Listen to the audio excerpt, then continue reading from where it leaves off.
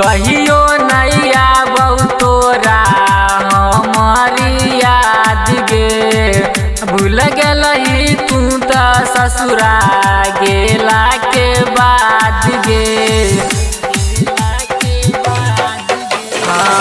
कहियो नहीं आबौ तोरा हमारी याद गे।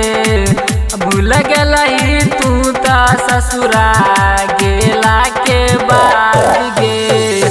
फोन पर नहीं करै छी तू बात गे। मर जइबौ तोरा खातिर सुनहे गे पगली गे। ससुरा में रही है या जादी गे। मर जइबौ तोरा बिना सुनहे गे पगली तू। ससुरा में रही है या जादी गे।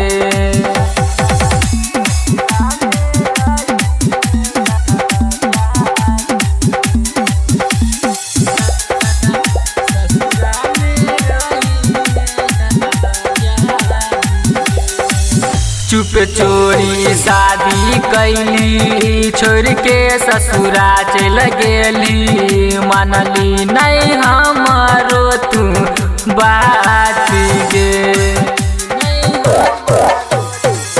दिन रात कानै छियौ तोरे वियोग में। मानली नहीं हमारो तू बात गे। जिंदगी के कैली बेरा बात गे। मर जइबौ तोरा खातिर सुनहे गे पगली गे।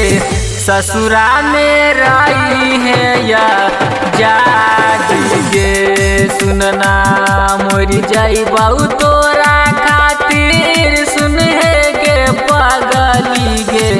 ससुरा में रही है या जादी गे।